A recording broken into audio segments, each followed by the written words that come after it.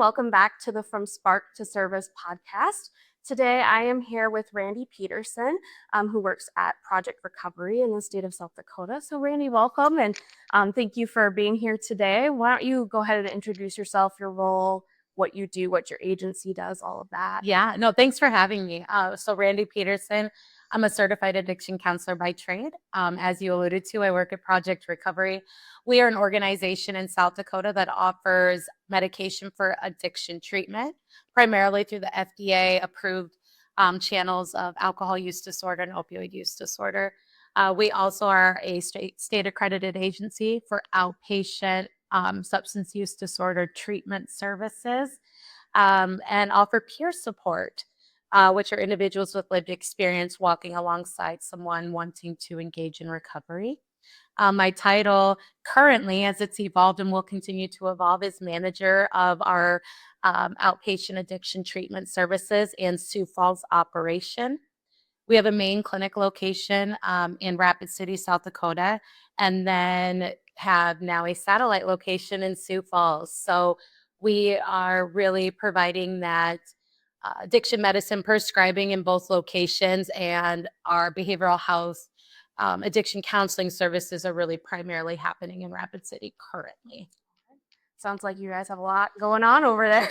We have a lot going on. Stay busy, no doubt. Yeah, yep. So we do virtual statewide services, right? So we serve just about every corner of South Dakota, if you will. So share with us how you got into the addiction field. Can you share with us too what licensure you, I think you actually already shared, you're a certified addiction counselor, correct? Yes. So what did it take to get there? What kind of education and all those things? Yeah, so I actually started double majoring in criminal justice and psychology, and just had an unfortunate experience my freshman year with my psych provider, and kind of just lost that interest. And so I had this major of criminal justice, and I'm like, what do I do with it? I didn't want to be a lawyer or law enforcement. So I took like an intro to alcohol 100 level course as an elective and found it intriguing. And just kind of kept taking courses. And next thing I knew, I like had enough credits for a minor and was like, okay. I think for me, it was a great pathway because I learned, which they don't teach you in college, that there are treatment services inside correctional settings, such as our state penitentiaries. Yeah. And that for me was a beautiful way to mesh two things that I was really passionate about. Criminal justice, individuals who really are written off from society because of their history, and then recognizing the impact of addiction and the trauma that accompanies a lot of that. I was like, these are individuals who really could have a good chance, and I wanted to be a part of that. So I have my bachelor's in criminal justice with the minor in addiction studies.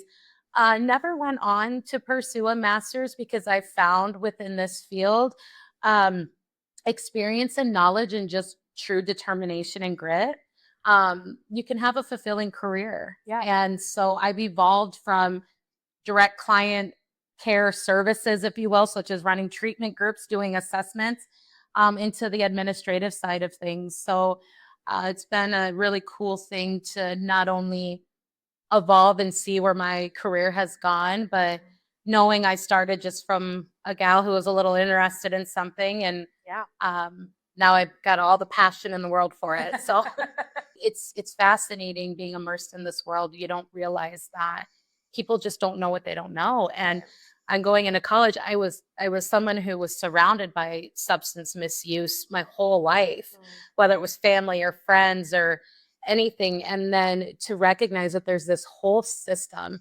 and the system isn't just designed for individuals with money and private insurance. Like, the learning about the publicly funded system and all of the things that are there to help anyone, it was just really eye-opening and cool for me. And I've been able to connect a lot of various resources together through that.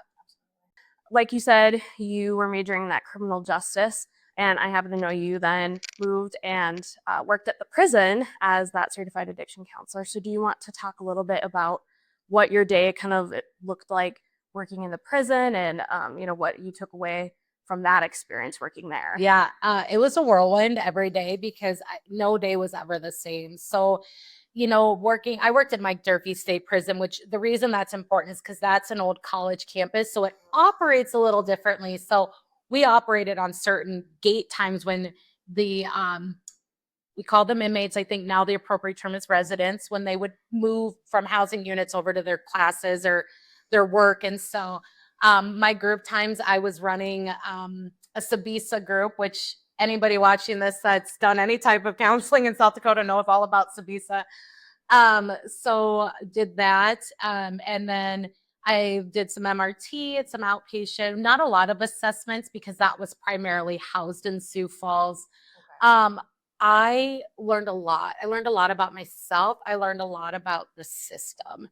Um, the biggest thing I learned was to be firm, fair, and consistent. I think I've carried that with me through my career, not only with the individuals I work with, but the staff I supervise. The other thing too is it really allowed me to not be judgmental, but learn how to be compassionate and present in a moment without letting my guard down where it was at safety risk. I remember getting trained, and they were like, inmates will groom you, or you be very aware, like you don't want to get yourself into a situation, and you're like, that would never be me, and it never was, thankfully. But I think what I learned is that um, individuals that we work with, regardless of history, are intelligent beings and can pick up on patterns and behaviors and mannerisms.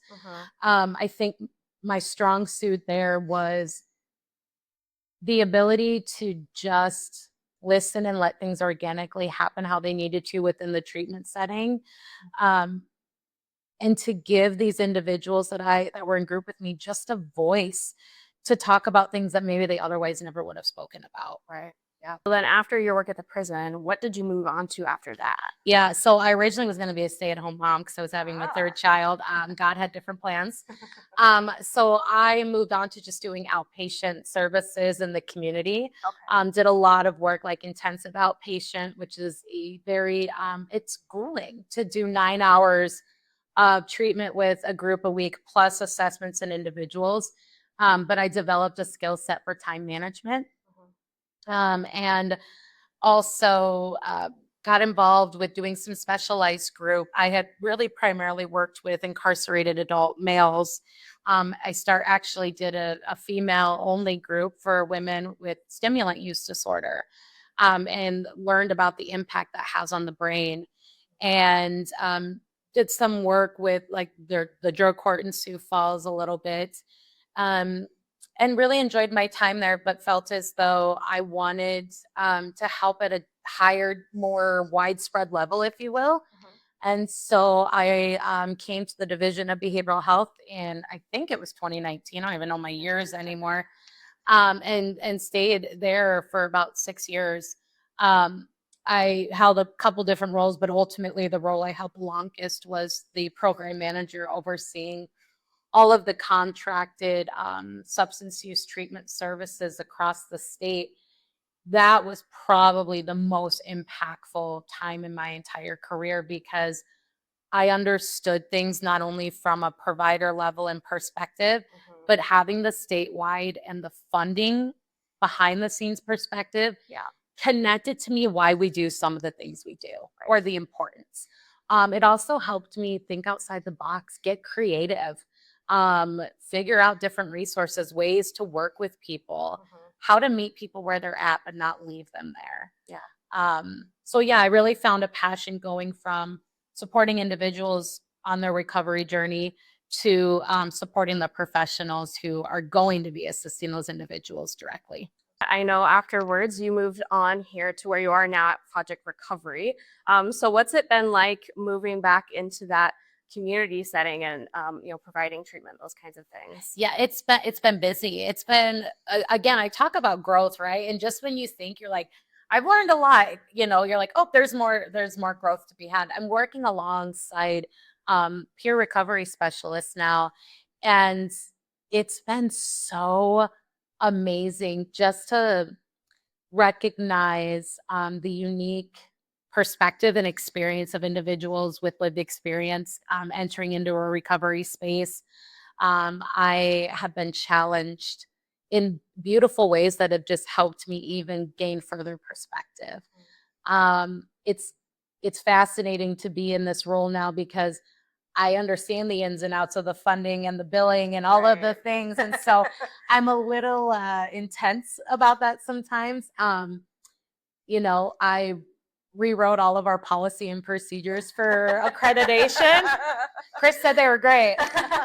No, but getting to help with that kind of stuff, because I have a different view, but not going to lie, doing assessments again, it was like riding a bike or hopping in a group to co-facilitate.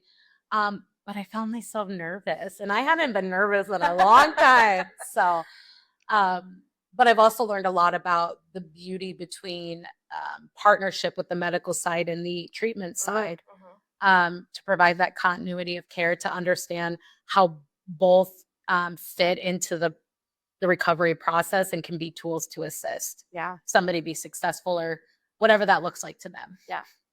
So at Project Recovery, you mentioned peer supports and how, those are people who have lived experience that are, walking alongside individuals with a substance use disorder or their loved ones.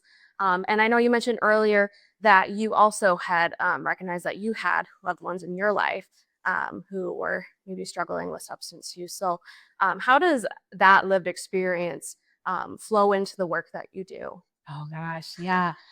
I think for me, it's given me the gift of being able to talk to a loved one who's scared or somebody who's fearful of um, the recovery process, and will these things get better? Will these relationships improve?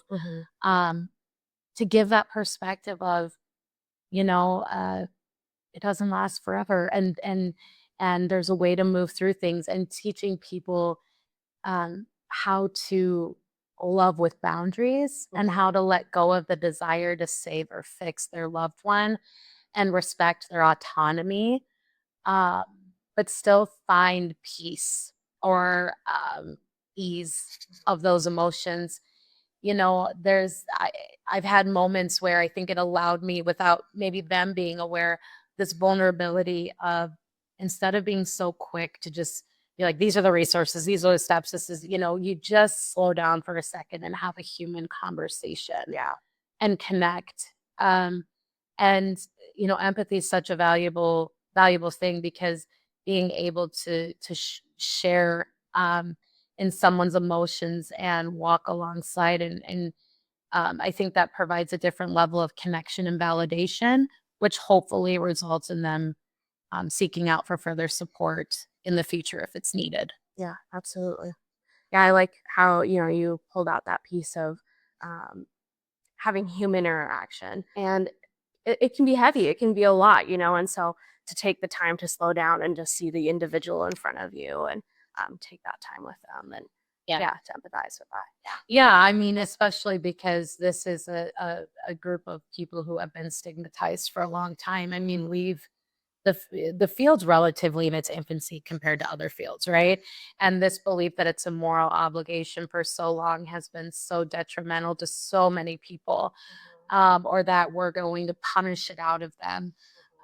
We know that it changes the brain physiologically, right? It's scientific, there's evidence. And so I think recognizing that not only are the brain pathways rewired and different, but the healing process takes time. It gives you a different level of patience and allows you to redefine success. Success is not always full abstinence. It's not always everything is wonderful and great. Sometimes success is that they woke up, they showed up. Hey, I had 2 beers last night instead of 8. And our biggest thing is, wherever somebody's at, they just need to know that they matter. They're still a human being. And giving people the power to understand that they're more than just their use or their disease. I practice a lot of not using terms like addict, alcoholic, junkie. I mean, saying them out loud hurts me. Recoil. But what I recognize is a lot of individuals in active use or in recovery still refer to themselves that way. And I took a step back because I was like, oh, I should re-educate them. And then I thought, no, I want them to know that I use these terms because I am not a person in recovery or with lived experience like directly. And that because I don't have that, I respect who they are as a human being and understand that this is a diagnosis, but how they want to refer to themselves and talk about their journey is their right. And I respect that. But I want them to know that you don't have to label yourself that way, Mhm. you That- know? Yep. So, Something you're living with, not who you are. Yeah. exactly. Yep. Yeah. So you mentioned success doesn't always look like abstinence and those things. But as far as your work and what you do, how else would you measure success, or what do you see as success in your position and in your field? Yeah. I think for me, success is somebody coming back, right? Building that rapport, that connection. I think it's providing education and helping loved ones or that person see their disease or things differently. And the biggest form of success that I've really got to enjoy over the years, especially when I was with the division, was helping challenge professionals, their viewpoint of success, and talk about those biases that we don't even necessarily know exist sometimes, right? I think a lot about the long-standing debate of if there's a return to use, do you unsuccessfully discharge them from the facility or from the care? And or if they're diverting or misusing their medication, do you terminate them? I hate the word terminate, but from the program, right? And recognizing that it's a chronic relapsing condition. And if there is a return to use or ongoing use, it's typically because there's still needs that are unmet. And how do I adjust my approach to further support them? And how do I check myself to make sure I'm not placing my expectations on what I want for that person onto them and allowing them to be who they are? So, I mean, I don't look at success as titles or degrees or these positions. I look at success on impact and the blueprint that you've laid. And if I can help one person get more help or support or stay alive because they got another shot, or because we updated a policy to be, more inclusive, or at the state level challenging the types of situations in which our providers could navigate because we were thinking outside the box with resources and support. That to me is success. Yeah.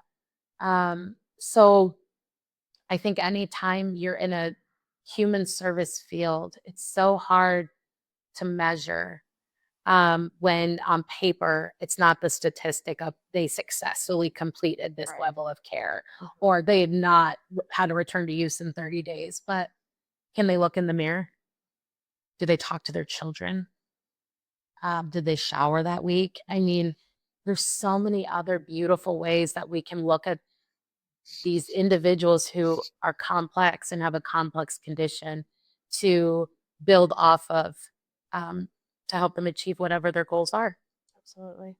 Shifting gears a little bit in the conversation, what would you say are some of your personal strengths that you bring to the field as a whole, or to the position you're in now, or just in general?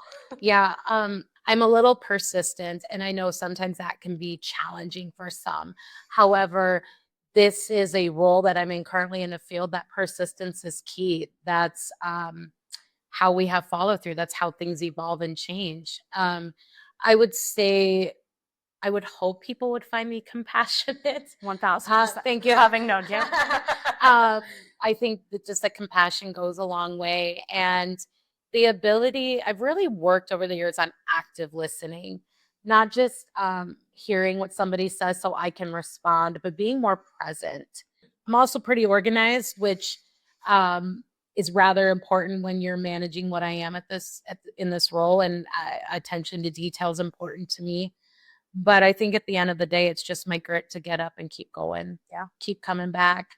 And I've learned, especially within the last few years, how important my own self care is and who I am outside of this role because it can become all consuming.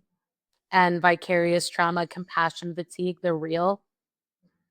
Even if you're not directly face to face with a client, um, you still it still happens, and you still need to take care of yourself. Yeah, definitely. So Yeah. Yeah, share a little bit more about that of, compassion fatigue. Is that something that you've experienced in the past? And then if so, how did you recognize the signs that that's what you were experiencing and what did you do about it? yeah, definitely been there, done that with compassion fatigue. I think I recognized it because I was working harder than my clients to help them achieve what their goals were or what I thought their goals were, and then found myself seeing a name, whether it was an appointment that was already scheduled or somebody who was coming back for services because they may have had an increase in uh, concerns that required support, and almost like that dread, just that, or feeling like, why can't I figure this out? Why can't I help this person? The responsibility. Um, Honestly, what I did, had therapy. And I live by behind every good therapist is a good therapist. I recognize that my challenges, that compassion fatigue, that um, vicarious trauma, all of those things was my own unresolved trauma. And not to get into a therapy session, but I think a lot of individuals that find themselves in the human services field wanting to help others, it comes from a place of needing help previously or experiences. And I recognize, since I shared earlier, that part of what drew me to this field was my own experiences throughout my life. I recognized the impact that had and how certain, whether it was clinicians or clients or what have you, were bringing up and kind of, causing that to come to the surface. And you're like, huh, maybe I haven't dealt with that like I thought I had. So Yeah. I would say just finding that support. Granted, I pay for the support, but I'm glad I pay for the support. Um, but also remembering the things that I enjoy, and putting my focus, love, and energy where it needed to be, which for me was being a mom. And um, the one thing that I've done, and I'm proud to say that I've done, and I'll continue to do, is finding as much balance as possible. And I show up for my kids. Mhm. Um, I hardly ever missed any type of like sporting event, concert, award ceremony for my oldest. I haven't for my youngest because I need to be there for them. Mhm. Um, and I'm the best version when I'm being a mother. Yeah. So, With that, compassion fatigue, maybe, that could be a concern potentially for somebody who's looking at the field of, afraid of the burnout that sometimes comes, working in this field. What would you say are, the reasons that keep you in this field? What motivates you? What has kept you from, leaving or kept you yeah. here? I had a had a moment a couple years ago now. I was at a conference, and I had an individual come up to me and say, "Do you remember me?" And I did. It wasn't clicking exactly in that moment, but I knew them. And the individual started crying and wrapped their arms around me and said, "Thank you. You saved my life." And I'm like, "No, I didn't save it. You saved your own life." But what we discussed was they were at a low point in life and needed just somebody just to believe in them and not give up. Um, and I was that person for them. I'm sure there were plenty of other people, but sometimes a certain person or certain thing sticks, right? And this person had been waiting all these years to run into me, because you know couldn't contact me to tell me the impact that I had. And we're at a professional conference, which would probably show you that this person has done well in life. And I don't want to say too much with it, but definitely um, saw the potential to build the future that they had desired, and they're achieving it. Um, those are the moments. I hold on to the moments where people are like, you had an impact, or you helped, or thank you. It doesn't mean that there's not going to be a return to use or another bump in the road. Um, but it just means that something in that moment stuck with them. So I view it as planting seeds in a garden and recognizing that I'm not always going to be the one to water that and see it grow, but if I plant it, it may grow.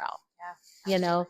And so even, I mean, I've even done work when I was in different positions and connected with professionals, and still have them reaching out to me from time to time, like, how are you? How are things since you've, been at Project Recovery, or the connections. Mhm. Your coworkers keep you coming back, the humans you work with, the small moments. And honestly, like, I don't know what else I would want to do, or what I would enjoy doing. Like, I just don't Once know. you've done this, you Yeah, can't do I anything mean, else. I'm in it. Yeah, like, we've always joked, because it is a challenging field, and some of my colleagues have become my best friends, which is even cooler. And always joke, like, we're gonna open a boutique and sell clothes and make bread or something out of it. And, but I think that, there's a fulfillment, um, and the hope that you have, um, because you do start to recognize that literally people's lives, are impacted and dependent on these services, and on us humans showing up to provide them. Yeah. Yeah. No, it's so powerful to be able to have that experience you had, to see somebody years later and know that that seed you planted was effective, and maybe even someone you hadn't always thought of before, but there they are, Yeah, the goosebumps. that's so beautiful. And yeah, I'm sure you probably had moments where um, you had a bad day, and it's hard to see, into the future. Well, there's for that specific client or anyone in general, but then yeah, moments like that definitely, I'm sure, make it feel with it. It did. I mean, I remember my first loss. You can't be in this field without a loss, and it's unfortunate. And unfortunately, I've had more than I wish I've had, but I'll never forget my first loss. And I vividly remember the moment I found out. I remember the day, and I remember the exact conversation at work the next day of, can I do this? Am I cut out for this? And they never get easier. They never hurt less, but you develop a sense of family, and you have that support with your coworkers, and you allow yourself to know you gave what you could and did the best you could. And at the end of the day, you're one slice of a larger pie. I got 1 to 9 hours with people a week, and then there's 168 hours in a week. I mean, we can do the math, right? That's a whole lot of other time without me. So I learned how to let myself, off the hook is a bad word, but not self-blame, self-pity, self-criticize, right? Yeah. Like, recognize that I can still give it my all, and it's not always the outcome I want, but hopefully I was a bright light for that person when I was in their life. Yeah. What advice would you have to give to somebody who is maybe considering a career in the addictions field? Oh, so much advice. Honestly, like, learn from your colleagues and keep an open mind. Don't get stuck in one way is the best way, whether that's abstinence or self-help groups or CBT. Everybody is a unique individual and responds differently. The other thing I would say, there's been moments in my career where I've wondered if I was up to helping certain people, given maybe their history, whether it was criminality or just things. Um, Separate your own personal beliefs, values, biases from that, and recognize that that's an individual. That is somebody who, at the end of the day, regardless if you think they deserve A, B, C, or D, that's not up to you. Do your job. Treat people with respect, with kindness, with compassion. Um, I truly don't believe that that people are beyond hope. I can walk into every scenario with hope, but I can also be realistic too. And the biggest thing is know what your boundaries are. Be strong in your boundaries, and remember that you are more than an addiction counselor, or whatever term we're calling ourselves. Right? Um, you're a human that also deserves compassion, and ensure, if you're coming into this field with lived experience of your own, and in active recovery from substance use, that you're coming into it to help people and not to heal yourself under the guise of helping people. Yeah. Make sure you're in the spot where you need to be able to use that lived experience, that connection, that story with purpose and intention. I hear a lot that you don't understand if you haven't lived it or walked it, and there is value. I mean, that's peer recovery specialists are so valuable, and it's a beautiful tool. But so is somebody doing the clinical treatment and the work. I walk into my doctor's office, and they may have never had a heart condition or surgery or diabetes or what have you. I trust them. I trust their training, their education, their knowledge, and I trust that they have my best interests at heart.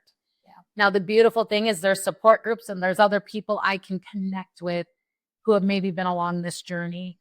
But I still trust the professional and give them the benefit of the doubt. And I think that there are times unintentionally where it feels like an us versus them in this field. And it's not, it's a we.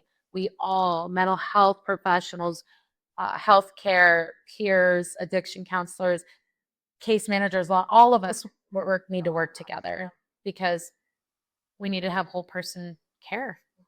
So that was a lot of advice. It's good though. It's good advice. So final question I want to ask you here, which I'm going to ask all of our interviewees. Is that the right word? I don't know, but our participants, our guests.